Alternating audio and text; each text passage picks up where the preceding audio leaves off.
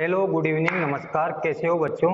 एक्सपोजन coaching classes के online platform में आपका स्वागत है, अभिनंदन है। मित्रों, जैसे आपको पता है, साइकोलॉजी के साथ साथ हमने एक और विषय आपके रिट को ध्यान में रखते हुए और रिट के साथ साथ विभिन्न प्रकार की प्रतियोगिता परीक्षाओं को ध्यान में रखते हुए आर्ट एंड कल्चर हमने स्टार्ट की थी। और आर्ट एंड कल्चर में यानी कि राजस्थान की जो कला संस्कृति है उसमें हमने जो सबसे पहले टॉपिक उठाया था, क्योंकि अति महत्वपूर्ण टॉपिक भी था। और हर कोचिंग की ये शुरुआत रहती है कि आपको स्टार्टिंग में सबसे बेस्ट दिया जाए।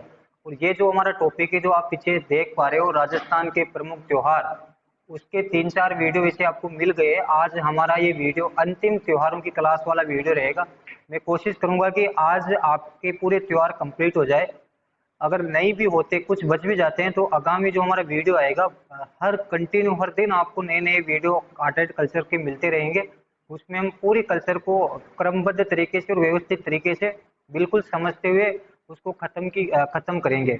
मित्रों ध्यान देना, आज हमारा जो त्योहार, आगे वाला जो त्योहार है, जो क्योंकि हमने मित्रों ध्यान देना, लास्ट मुझे जब तक याद आ रहा है, नेडरी नवमी तक हमने पढ़ लिया था, यानी छोटी तीज तक हमने त्योहारों को कंप्लीट कर लिया था। आज हमारा जो अगला त्योहार है वह है रक्षाबंधन। रक्षाबंधन बच्चों ध्यान देना, जो रक्षाबंधन है ना, ये ऐसा त्योहार है, क्योंकि आने वाला त्योहार भी है और ये राजस्थान का नहीं, पूरे भारत में, पूरे वर्ल्ड में सबसे फेमस त्योहारों में से एक त्योहार है। इस त्योहार को याद कैसे रखें? क्योंकि इसमें ना तो आपको तिथि दिख रही है, न इसमें कोई पक्ष दिख रहे हैं, ना कोई महीने दिख रहे हैं। इस त्योहार को याद कैसे रखना है? तो इसको याद रखने के लिए देखो, पहली बात तो मित्रों ध्यान देना, जो रक्षाबंधन है, रक्षाबंधन में होता क्या है कि जो बहन होते हैं ना, अपने भाई के कलाई पे क्या बांधते हैं? रक्षा का सूत्र बांधते हैं, रक्षा यानी कि राखी बांधते हैं।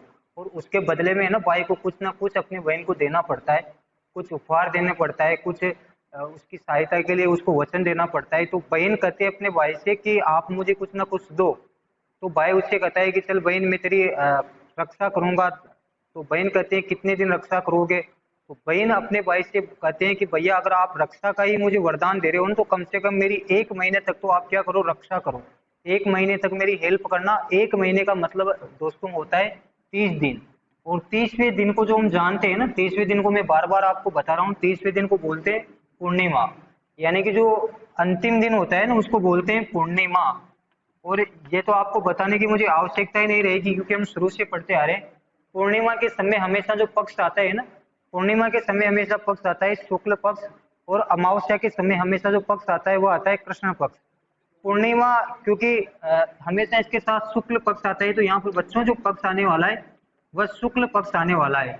अब फिर बात रही रक्षाबंधन में महीना कौन सा आने वाला है, तो देखो, एक ये त्योहार, ये महीना है श्रावण। ये स और श्र ये मिलते जुलते एक तरह के दिखते भी हैं, और अगर आपको ऐसे याद भी नहीं होता तो इसको तो थोड़ा रटना ही पड़ेगा। आपको महीना जरूर याद रखना है। महीना जो यहाँ आने वाला है वो होगा श्रावण। यानी श्रावण शुक्ल पूर्णिमा को जो हमारा त्योहार मनाया जाता है, उस त्योहार का नाम है बच्चों रक्षाबंधन। इस त्योहार के निकनेम क्या है? इसको अन्य किस नाम से जाना जाता है? इस त्योहार को कहा जाता है नारियल पूर्णिमा। इसे नारियल पूर्णिमा भी कहते हैं।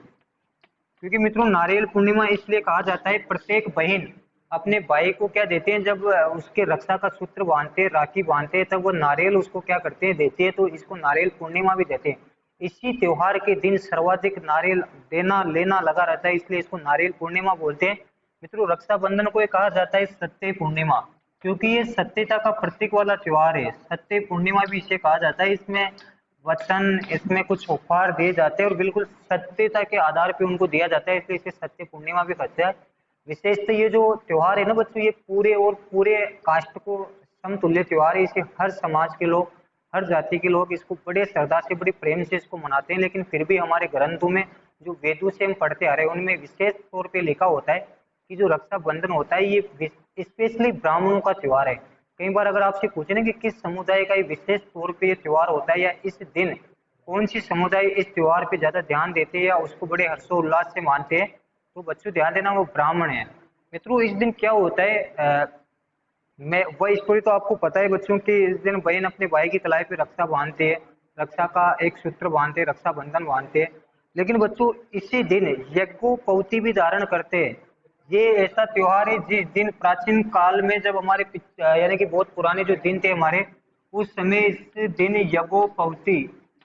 यज्ञोपवीत बच्चे धारण करते थे, इसी जिसे हम जनेऊ बोलते हैं। इसी दिन नया जनेऊ धारण किया जाता है। कई बार पूछ लिया जाता है ऐसा कौन सा त्योहार है जिस दिन जनेऊ को धारण किया जाता है।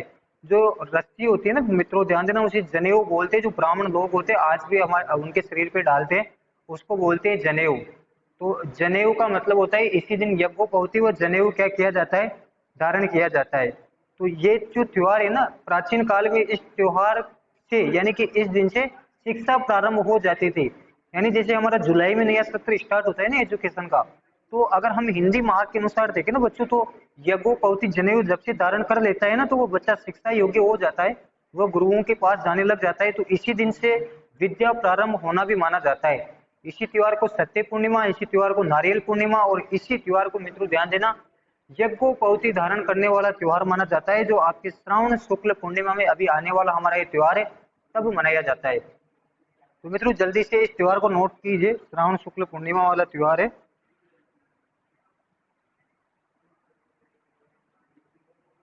इसके बाद में जो अगला त्योहार है वह है हमारा बड़ी तीज।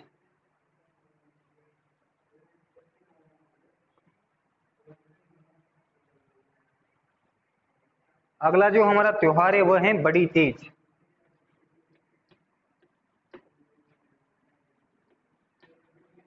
इसी त्योहार को कहा जाता है बच्चों कजली तीज।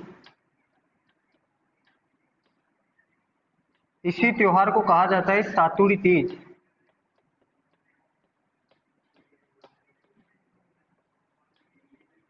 और इसी त्योहार को कहा जाता है बूढ़ी तीज।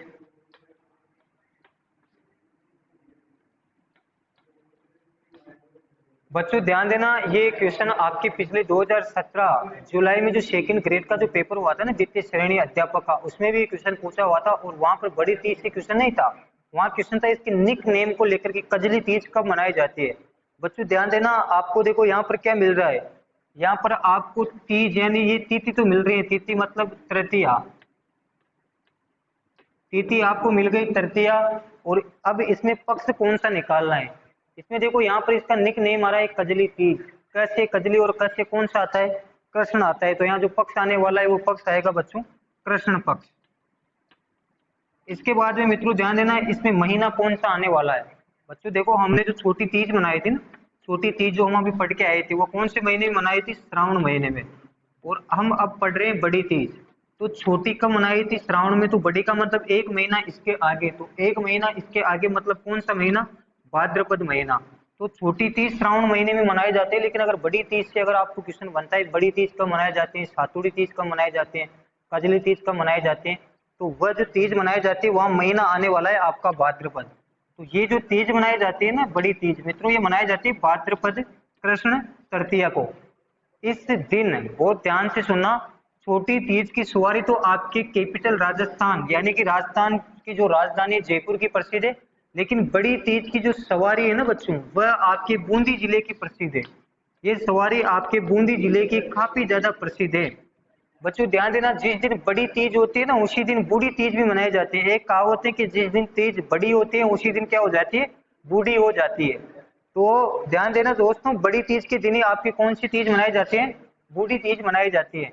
बड़ी तीज मनाई जाती है भाद्रपद कृष्ण तृतीया को, यानी कि भाद्रपद कृष्ण तृतीया को मनाई जाती है। और इसकी सवारी फेमस जो है वह है बूंदे की। इस दिन मारवाड़ में या राजस्थान में नीम की पूजा की जाती है, ये विशेष ध्यान रखना, नीम की पूजा। ये क्वेश्चन पूछा हुआ क्वेश्चन है, आपसे पूछे ऐसा कौन सा त्योहार है जिसमें नीम की पूजा की जाती है, तो नीम की पूजा जिस त्योहार पे की जाती है वह जो आपका त्योहार है वह है बड़ी तीज। तो जल्दी से मित्रों इस त्योहार को आप नोट कीजिए। इसके बाद में अगला त्योहार लिखेगा कृष्ण जन्माष्टमी।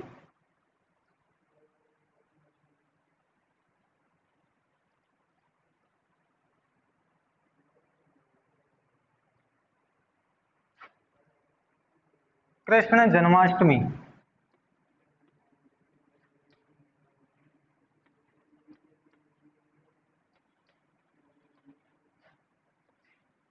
देखो मित्रों आपको यहाँ पर क्या मिल रहा है, पहली बात तो देखो यहाँ पर अष्टमी लास्ट में लिखी हुई है। जन्म प्लस अष्टमी दीर्घ संधि है। यहाँ पर देखो अष्टमी आपको मिली तो यहाँ पर तिथि तो आपको मिल गई अष्टमी। देखो पक्ष कौन सा आएगा, पक्ष आपको देखो रटना नहीं है, त्योहार को नाम ही कृष्ण जन्माष्टमी है तो पक्ष तो यहाँ से आ जाएगा बिल्कुल। कौन सा पक्ष, कृष्ण पक्ष। एक विशेष बात आपको ध्यान में रखना है और वो विशेष बात ध्यान में ये रखना है, देवी देवताओं को समर्पित, देवी देवताओं देवी देवताओं को समर्पित जो महीना है ना बच्चों, वह होता है हमारा भाद्रपद। जब भी देवी देवताओं का अगर नाम आ जाए तो वहां पर कौन सा महीना लिख के आना है, भाद्रपद। चाहे फिर वो कृष्ण जन्माष्टमी हो, राधा अष्टमी हो, गणेश चतुर्थी हो, तेजा दशमी हो, देवनारायण जयंती हो, रामदेव जयंती हो, गोगा नवमी हो, जितने भी देवी देवताओं का अगर नाम आ जाता है तो वो भाद्रपद महीना होता है। यानी कि देवी देवताओं को जो समर्पित महीना होता है ना वो भाद्रपद होता है।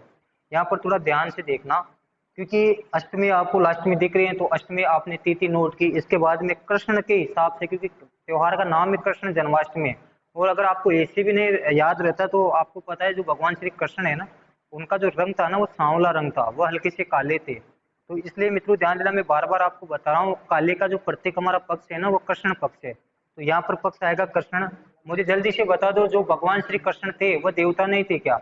वो तो देवताओं के भी सर्वोपरि थे, वो तो देवताओं से भी बढ़के थे, वो तो भगवान की, वो तो सर्वे सर्वेहारा की श्रेणी में आते थे। तो यहाँ पर जो महीना आने वाला है, क्योंकि देवी देवता या भगवान को समर्पित हमारा महीना है भाद्रपद, तो यहाँ महीना आने वाला है भाद्रपद महीना। यानी कि भाद्रपद कृष्ण अष्टमी को जो हमारा त्योहार मनाया जाता है वह कृष्ण जन्माष्टमी मनाई जाती है। इसी दिन बहुत ध्यान से सुनना, कृष्ण जन्माष्टमी के दिन राजस्थान में जो सबसे बड़ा मेला लगता है वह श्री नाथ जी के मंदिर में लगता है, नाथ द्वारा राजसमंद में। नाथ द्वारा राजसमंद, नाथ द्वारा राजसमंद में मित्रों ध्यान देना एक मंदिर है, श्री नाथ जी का मंदिर, श्री नाथ जी का मंदिर।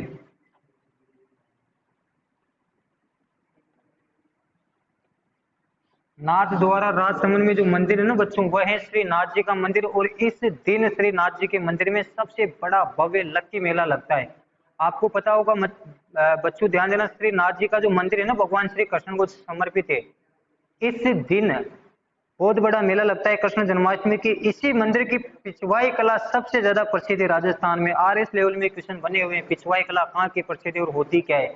ये मेंस को लेकर भी क्वेश्चन बने हुए, पिछवाई कला पे 20 शब्द लेके 40 शब्द लेके। तो पिछवाई कला जिसमें भगवान श्री कृष्ण की मूर्ति के पीछे पर्दे पे या केले के पत्तों पे क्या लिख देना या क्या उकेर देना, उनके चित्र उकेर देना, है पिछवाई कला कहलाती है। इसी मंदिर की प्रसिद्ध श्री नाथ जी का मंदिर नाथ द्वारा राजसमंद में है।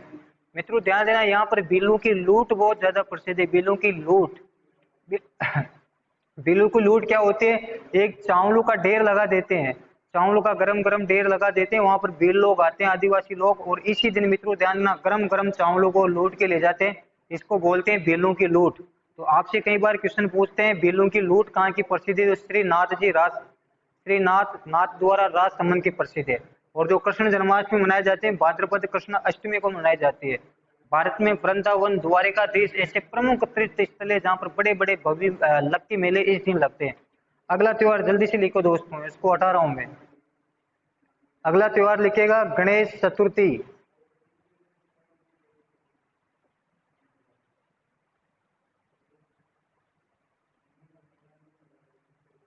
अगला त्योहार लिखेगा गणेश चतुर्थी।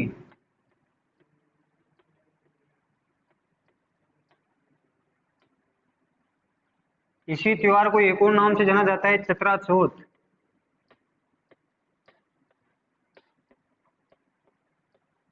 इसी त्योहार को एक और नाम से जाना जाता है डंडा चौथ।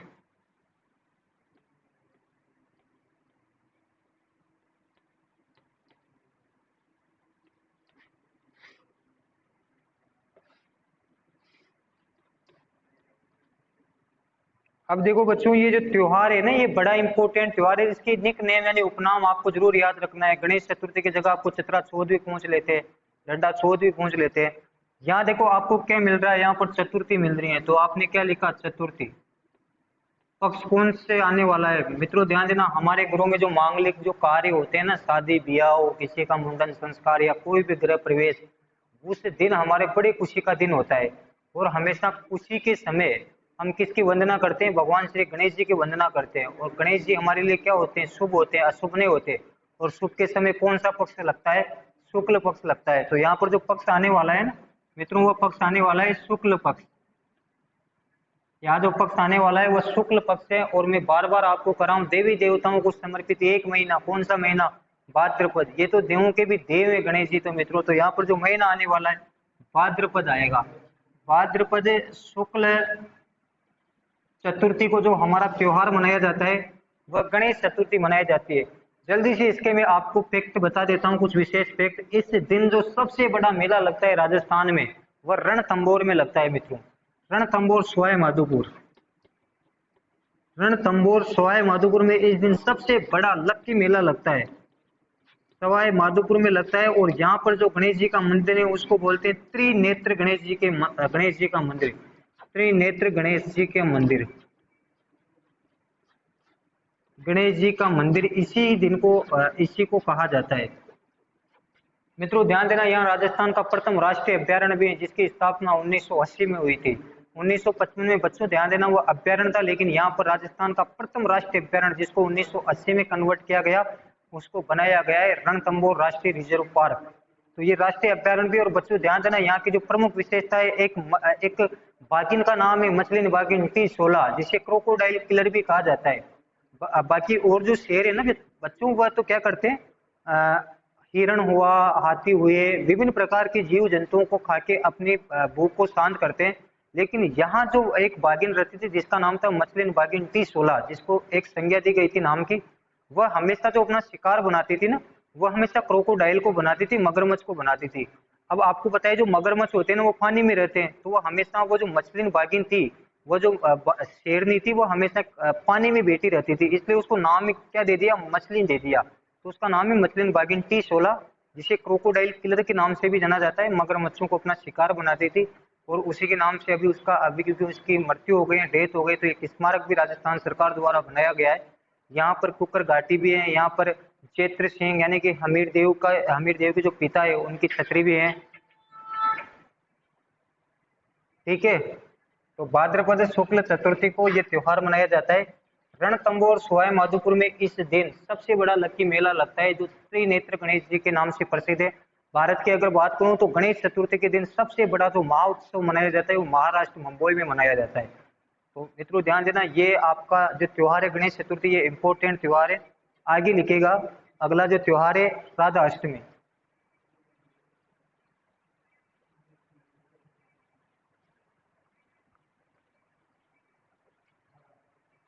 राधा अष्टमी,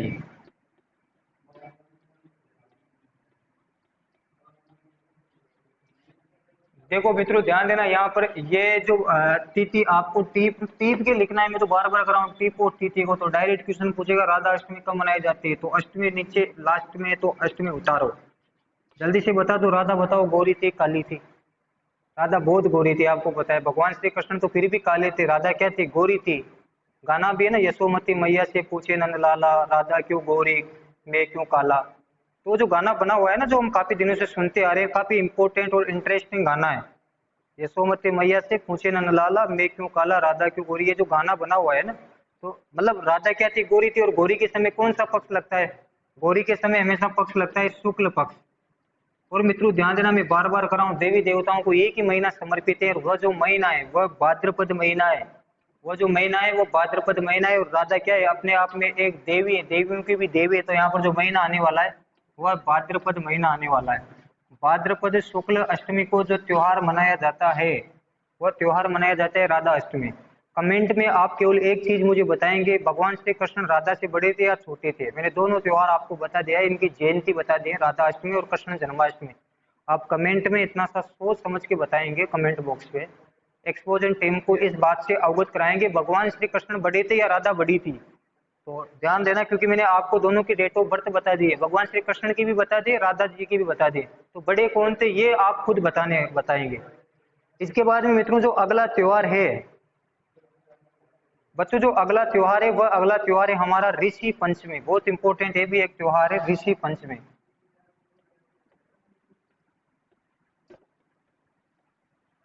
मित्रों जल्दी से बताओ लास्ट में आपको क्या दिख रहा है पंचमी, तो पंचमी को तो बिल्कुल आप टिपो वापिस, ये लिखो नीचे पंचमी।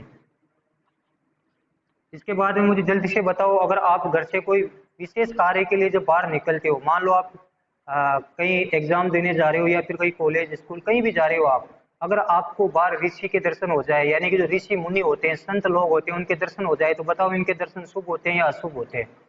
ऋषि के दर्शन मित्रों ध्यान देना शुभ होते हैं, और शुभ के समय हमेशा जो पक्ष लगता है, मैं बार बार चिल्ला चिल्ला के बोल रहा हूँ, शुभ के समय जो हमेशा पक्ष लगता है वो कौन सा पक्ष लगता है? शुक्ल पक्ष। तो यहाँ पर जो पक्ष आने वाला है वो शुक्ल पक्ष आने वाला है। मित्रों प्राचीन काल में, अभी भी हम मानते, लेकिन प्राचीन काल में जो महाभारत काल था उस समय ऋषियों का जो स्थान था ना, वो देवी देवताओं से भी बढ़ के हुआ करता था। तो मैं बार बार कर रहा हूँ, ऋषि भी देवताओं के समान होते हैं, और देवी देवताओं को समर्पित एक ही महीना हमारा है, और वह महीना है भाद्रपद। तो भाद्रपद शुक्ल पंचमी को जो हमारा त्योहार मनाया जाता है, वह त्योहार मनाया जाता है मित्रों ऋषि पंचमी। इस त्योहार की एक विशेष बात मैं बता दूं, जो अलग से 2013 आरएस प्रीलिम्स में एक क्वेश्चन पूछा था, माहेश्वरी समाज अपना रक्षाबंधन कब मनाती है? माहेश्वरी। मित्रों सामान्य जो कास्ट होते हैं, सामान्य जो सोसाइटी के जो लोग होते हैं, वह तो अपना रक्षाबंधन कब मनाते हैं? श्रावण शुक्ल पूर्णिमा को मनाते हैं। लेकिन जो माहेश्वरी समाज के जो लोग हैं, अपना रक्षाबंधन मनाते हैं दोस्तों भाद्रपद शुक्ल पंचमी को। तो इस बात का भी आप विशेष ध्यान रखना। और उसके बाद में अगला त्योहार लिखो, गोगा नवमी। तीन चार त्योहार में आपको एक साथ बता देता हूँ, क्योंकि तीन चार देवता है, एक रामदेव जयंती है, एक तेजा दशमी है, इसके साथ ही साथ देवनारायण जयंती है, और एक है आपके गोगा नवमी। विशेष तौर पे जब हम आर्ट एंड कल्चर का हमारा एक बिल्कुल स्पेशल और फ्रेश टॉपिक आने वाला है, राजस्थान के प्रमुख लोक देवी देवता, वहाँ पर भी इनके बारे में जिक्र करेंगे। लेकिन त्योहारों के हिसाब से छोटी छोटी बातें मैं इनकी तिथियां आपको बता देता हूँ। तो तीन चार हेडिंग आपको एक साथ डालना है, कुछ लाइनें छोड़ छोड़ के। तो फर्स्ट में देखो दोस्तों, यहाँ लिखना है रामदेव जयंती।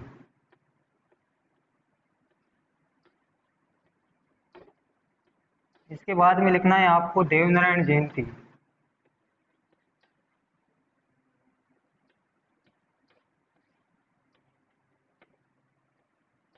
इसके बाद में लिखना है आपको गोगा नवमी। ये जो आपका गोगा नवमी वाला क्वेश्चन था मित्रों, ये लास्ट जो आपकी सेकंड ग्रेड एग्जाम हुआ था उसमें क्वेश्चन था ये। तो गोगा नवमी कब मनाए जाते हैं, इसको भी ध्यान रखना। और एक है तेजा दशमी। मैं नीचे नहीं लिख रहा ताकि आपको अच्छे से दिखे, मैं ऊपर लिख दूंगा तेजा दशमी। इसको मार्मिक तरीके से थोड़ा ध्यान में रख के चलना, क्योंकि मैं कुछ शब्द बोलने वाला हूँ, वो प्रत्येक शब्द आरपीएससी की लहजे से बहुत इंपॉर्टेंट है, ये मान के चलो। हमारे शब्दों से कहीं से भी आपको क्वेश्चन आरपीएससी पूछ सकते हैं, इनको गौर करके सुनेगा आप। मित्रों ध्यान देना, पहला जो रामदेव जयंती है, मारवाड़ में इसी दिन को एक और नाम से जाना जाता है, बाबारी दूज। बाबारी दूज, मारवाड़ में इसी दिन को बाबारी दूज के नाम से भी जानते हैं। बच्चों ध्यान देना, देखो लास्ट में आपको क्या दिख रहा है? लास्ट में आपको दिख रहा है दूज। दूज का मतलब है द्वितीय। दूज का मतलब है द्वितीया, द्वितीया। मित्रों ध्यान देना, मना क्या रहे हैं? रामदेव जयंती। जयंती का मतलब किसी का जन्म हो रहा है। बताओ जन्म होते हैं तब हम खुशी में होते हैं या सुखी में होते हैं? यहाँ तो किसी का जन्म हो रहा है मित्रों, ध्यान देना, जन्म हो रहा है तो थाली बजते हैं, नगाड़े बजते हैं, मिठाइयाँ बढ़ती हैं, आनंद की अनुभूति प्राप्त होती है। यहाँ पर जन्म भी किसका हो रहा है? बाबा रामदेव का। तो बताओ आप रोओगे क्या? आपको हंसी आनी चाहिए, खुशी होनी चाहिए। तो खुशी के समय, आनंद के समय कौन सा पक्ष बार बार हम लगा रहे हैं? शुक्ल पक्ष हम लगा रहे हैं, क्योंकि बाबारी दूज, दूज के हिसाब से तो हमने द्वितीया लगा दिया, लेकिन पक्ष क्योंकि जन्म हो रहा है यहाँ पर किसी का, तो जन्म के समय शुक्ल पक्ष लगाया जाता है। और रामदेव जी क्या है? ये तो पीरों के पीर हैं, ये तो देवताओं के अवतार हैं। तो मित्रों ध्यान देना, देवी देवताओं को स्मृत बार बार एक ही महीना हमारा आ रहा है, वह है भाद्रपद। भाद्रपद शुक्ल द्वितीया को जो हमारा त्योहार मनाया जाता है ना बच्चों, वह त्योहार मनाया जाता है रामदेव जयंती। बहुत ही बड़े पराक्रमी देवता है, और इनके बारे में हम जब लोग देवी देवता पढ़ेंगे, वहाँ पूरी तरह से पूरे डिटेल से इनको देखेंगे, इनके पीछे क्या कहानी थी। मित्रों ध्यान देना, भाद्रपद शुक्ल द्वितीया, क्योंकि इनके जन्म से यहाँ पर मेला स्टार्ट होता है, और वो एकादशी तक चलता है। भाद्रपद शुक्ल एकादशी तक, कई बार मेले की डेट पूछ जाते हैं, कब से कब तक चलता है? एक दिन पहले, यानी कि भाद्रपद शुक्ल दशमी में इनके एक धर्म जयंती डाली भाई, उन्होंने जिंदी समाधि ली थी। उसके बाद में एक दिन बाद एकादशी में खुद बाबा रामदेव ने जिंदी समाधि उनके जस्ट सामने ली थी। इनकी जो सगी बहन थी सुखना बाई, उनके पीछे भी एक बहुत बड़ी कहानी जुड़ी हुई है, पोखरण से जुड़ी हुई है एक कहानी, वहां पर भी आपको ये याद रखना है। और हम तभी पढ़ेंगे जब लोक देवी देवता हमारे चलेंगे। देखो अगले जो आपके देवता आने वाले हैं ना बच्चों, वह है देव नारायण जयंती। मित्रों देव नारायण जयंती की पहली बात तो मैं बता दूं आपको, जो भगवान देव नारायण जी है, ये गुर्जर जाति के, गुर्जर कास्ट के सबसे बड़े आराध्य देवता है। पूरा राजस्थान, पूरा भारत इनके चरणों पे नतमस्तक होते हैं। मैं खुद तो बहुत बड़ा इनका भक्त हूँ, ये मान के चलो, बहुत बड़ा इष्ट हूँ। और मैं आशा और उम्मीद करता हूँ कि आप भी बड़े इनके इष्ट होंगे, बड़े इनके आराध्य देव होंगे। तो मित्रों ध्यान देना, जो देवनारायण जयंती मनाई जाती है ना, अब देखो बच्चों, जो इष्ट होते हैं ना, देखो मेरे तो बहुत बड़े इष्ट देव हैं, भगवान देवनारायण मेरे सबसे बड़े इष्ट देव हैं। अगर आपके कोई भी इष्ट हो, आपके कोई भी देवी देवता इष्ट हो, और बच्चों ध्यान देना, इष्ट होना भी चाहिए, क्योंकि जहाँ आस्था होती है ना, वहाँ रास्ते होते हैं। अगर आपका कोई भी देवता इष्ट होता है, तो आप उसको एक ही दिन ढोक लगाते हो या पूरे 7 दिन तक ढोक लगाते हो? इष्ट देवी देवताओं के पूरे 7 दिन, पूरे सप्ताह हम घूमने जाते हैं, पूरे सप्ताह ढोक लगाते हैं। तो यहाँ पर जो तिथि आएगी ना मित्रों, क्योंकि सप्ताह भर जाएंगे तो आएगा सप्तमी, क्योंकि हम रोज डोक लगाते हैं, पूरे वीक डोक लगाते हैं सप्तमी। और मैं बार बार कर रहा हूँ, जयंती किसी का जन्म हो रहा है, जन्म के समय में ऐसा कौन सा पक्ष? शुक्ल पक्ष। और देवनारायण जी तो सबको पता है देवी देवताओं की श्रेणी में आते हैं, देवता की श्रेणी में आते हैं, तो महीना जो लगेगा वो लगेगा भाद्रपद। यहाँ पर जो ये तिथि मनाई जाती है, यानी राम देवनारायण जयंती मनाई जाती है, वह भाद्रपद शुक्ल सप्तमी को मनाई जाती है। मित्रों ध्यान देना, राजस्थान में एक तो इनका सबसे बड़ा और सबसे पराक्रमी जो मंदिर है ना, वह देवधाम जोधपुर निवाई से 7 किलोमीटर दूर टोंक डिस्ट्रिक्ट में कई बार क्वेश्चन बना हुआ है, जहां पर पूरे भारत के जो गुर्जर कम्युनिटी क्षेत्र के लोग हैं, उनके साथ साथ अदर कास्ट के लोग भी यहाँ पर बड़े हर्षोल्लास के साथ पैदल यात्रा, डीजे के साथ, नगाड़ों के साथ, जगह जगह भंडारे इनके लगते हैं, और वहां आते हैं, इनसे क्या लेते हैं? मन वांछित फल प्राप्त करते हैं। लेकिन आपसे पूछे राजस्थान में सबसे बड़ा देव नारायण जी का मंदिर कहाँ है, तो फिर वो आसिंद भीलवाड़ा में, ये भी आपको ध्यान रखना है। विशेष तौर से जोधपुरिया जो टोंक में है, और जोधपुरिया मंदिर कहाँ है? टोंक में, जोधपुर में नहीं, ध्यान देना है। इसके बाद में है गोगा नवमी। देखो तिथि तो आपको मिल रहे हैं लास्ट में नवमी। मित्रों ध्यान देना, तेजा जी के समान गोगा जी भी सांपों के देवता थे, सर्पों के देवता थे। सांपों का रंग कैसा होता है? काले में कौन सा पक्ष आने वाला है? कृष्ण पक्ष। तो गोगा जी के समय कृष्ण पक्ष आने वाला है, ध्यान देना। यहाँ शुक्ल नहीं आएगा, क्योंकि सांपों के देवता थे, और देवता थे गोगा जी बहुत बड़े। जैसे हमारे तेजा जी पूर्वी राजस्थान के प्रमुख देवता है सांपों के, उसी प्रकार गोगा जी भी पश्चिम राजस्थान के बहुत बड़े सांपों के देवता है। मित्रों ध्यान देना, मारवाड़ साइड में इनके जय जयकार उठते हैं इसी दिन, नवमी के दिन, जब इनका बहुत बड़ा मेला लगता है। तो मित्रों ध्यान देना, ये एक देवता की श्रेणी में आते हैं, और इसलिए जो महीना आएगा वो आएगा भाद्रपद, यानी वो गोगा नवमी मनाई जाती है। मित्रों इनका जो सबसे प्रसिद्ध पेड़ी हनुमानगढ़ में है। इनके 3-4 जगह मंदिर हैं, और 3-4 जगह से हर बार क्वेश्चन बना हुआ है, RS लेवल तक भी इनके क्वेश्चन बने हुए। इनका जो प्रमुख मंदिर है वह नौहर गोगा मेड़ी हनुमानगढ़ में। इनका एक और मंदिर है ददरेवा चूरू में, जहाँ इनका जन्म भी हुआ था। एक बार क्वेश्चन आया हुआ है, सेकंड ग्रेड, फर्स्ट ग्रेड, कई बार क्वेश्चन बना हुआ है, गोगा जी की ओलड़ी कहाँ है? तो गोगा जी की ओलड़ी सांचौर जालोर में। ओलड़ी का मतलब होता है मित्रों छोटा सा मंदिर, ज्यादा बड़ा भव्य मंदिर नहीं, एक छोटा सा मंदिर को बोलते हैं ओलड़ी। कहाँ है? तो सांचौर जालोर में, जिसे राजस्थान का मित्रों ध्यान देना। इसके बाद में जो अगला हमारा त्योहार है, इनके बारे में, क्योंकि ये ऐसे त्योहार है जिनके बारे में हम स्पेशल डिस्कस करने वाले हैं, रामदेव जी के बारे में, तेजा जी के बारे में, देव नारायण जी के बारे में, क्योंकि हमारा अलग से टॉपिक है आर्ट एंड कल्चर का, एक आध दो क्वेश्चन हर एग्जाम में वहां से भी पूछते हैं, तो अलग से इनके बारे में डिस्कस करेंगे। अगला जो हमारा त्योहार है वह है तेजा दशमी। जल्दी से नोट करो, तेजा दशमी।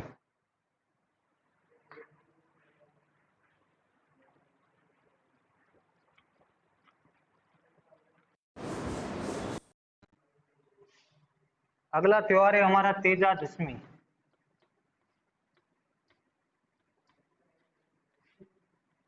नीचे देखो लास्ट में आपको क्या दिख रहा है? दशमी। तो यहाँ देखो दशमी। मित्रों ध्यान देना, यहाँ शब्द देखो तेज। तेज का मतलब होता है प्रकाश। तेज किसे बोलते हैं? जहाँ तेज होगा वहां प्रकाश होगा, जहाँ प्रकाश होगा वहां उजाला होगा। प्रकाश, तेज, उजाले को समर्पित हमारा कौन सा पक्ष है? शुक्ल पक्ष है। तो यहाँ पर क्योंकि ये तेज है ना, मैं बार बार कर रहा हूँ, अंधियारी रातों को समर्पित कृष्ण पक्ष, उजाले रातों को समर्पित कौन सा पक्ष?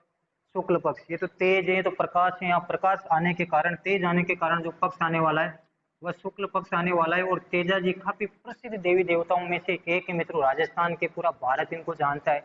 बहुत दूर दूर से लोग राजस्थान में इन्हीं के दर्शन स्पेशल तेजा दशमी के दिन यहाँ पर आते हैं। बड़े बड़े मान के चलो विदेशी लोग भी यहाँ पर आते हैं और ढोक लगा के जाते हैं। बहुत बड़ी देवता है। तो देवी देवता होने के कारण ये जो महीना आने वाला है वो आने वाला है भाद्रपद। भाद्रपद शुक्ल दशमी को ये मेला लगता है इनका मित्रों। तेजा दशमी मनाई जाती है। इनका जो जन्म हुआ था ना बच्चों को, करनाल नागौर में हुआ था। करनाल नागौर में इनका जन्म हुआ था। इनका जो प्रसिद्ध मंदिर है ना वो परबतसर नागौर में, यहाँ जहाँ इनका जन्म हुआ था वहाँ इनका प्रसिद्ध मंदिर नहीं है नागौर में, डिस्ट्रिक्ट नागौर रहेगा, लेकिन परबतसर नागौर में, जहाँ बहुत बड़ा पशु मेला भी लगता है। और राजस्थान का जो तेजाजी पशु मेला होता है ना वो ऐसा मेला है जिसमें सर्वाधिक खरीद फरोख्त होती है। पशुओं की बिक्री अगर आपसे पूछे कहाँ सर्वाधिक होती है तो यही होती है। इसके बाद में मित्रों ये राजस्थान के जो तेजाजी है, यानी कि जो राजस्थान के प्रमुख आराध्य देवों में से एक देव है। ये जो प्रसिद्ध है नहीं पूर्वी राजस्थान के प्रसिद्ध है, क्योंकि इनका जो ससुराल था वो अजमेर में था। पनेर अजमेर में इनका ससुराल था। अजमेर का ही एक गांव था बच्चों, सेंद्रिया गांव। गांव का नाम था सेंद्रिया। सेंद्रिया गांव में बच्चों ध्यान देना, इन्होंने सर्प दंश हुआ था। सांप ने इनको काटा था, लेकिन इनको सांप जो सर्प दंश हुआ था ना, जहाँ सांप काटा था, उस गांव का नाम था सेंद्रिया। लेकिन इनकी मृत्यु यहाँ नहीं हुई थी। सांप जब इनको काटा तो भी काफी दूर आ गए थे। एक गांव था सुरसुरा, सुरसुरा गांव, सुरसुरा गांव अजमेर। और ये क्वेश्चन आपकी सेकंड ग्रेड में पूछा गया क्वेश्चन है, तेजाजी की मृत्यु स्थान कहाँ हुई थी? सुरसुरा गांव अजमेर में हुई थी। और ये क्वेश्चन भी आपका पूछा गया क्वेश्चन है कि तेजाजी को सर्पदंश कहाँ हुआ? तो सेंद्रिया गांव में हुआ था। बच्चों आज भी किसी गांव में अगर तेजाजी की स्थापना करनी होती है ना तो सुरसुरा गांव में लोग जाते हैं, 5 लोग, यानी कि जो पंच पटेल होते हैं गांव के, वो इकट्ठे होकर यहाँ जाना पड़ता है। वहां से 5 पत्थर होते हैं, छोटे छोटे कंकर होते हैं, उनको लाकर मूर्ति के नीचे रखा जाता है। फिर तेजाजी की क्या की जाती है? स्थापना की जाती है। तो इन विशेष तथ्यों को भी आप में एक बार क्वेश्चन पूछा था कि तेजाजी की कर्म स्थली कहाँ है? तो तेजाजी की कर्म स्थली वासी दुगारी बूंदी में। ये भी आपको ध्यान रखना, क्योंकि मित्रों ध्यान देना, अगर तेजाजी किसी की मनोकामना पूर्ण कर देते हैं तो वहां पर उनका जो सबसे प्रिय जो चढ़ावा होता है ना वो बांस होता है। बांस की जो लकड़ी होती है, तो दुगारी में इनका काफी प्रसिद्ध एक छोटा सा स्थान है। तो वहां पर बहुत ज्यादा लोगों के काम होते थे, वहां पर बहुत ज्यादा बांस आने लगे और गाँव का ही नाम हो गया बांसी दुगारी। तो बांसी दुगारी इनकी कर्म स्थली भी रही है। मित्रों आज की क्लास को मैं यही विराम देता हूँ। तब तक आप घर पे रहिए, खुश रहिए, चैनल को सब्सक्राइब कीजिए, लाइक करिए, वीडियो को शेयर कीजिए। जय हिंद, जय भारत।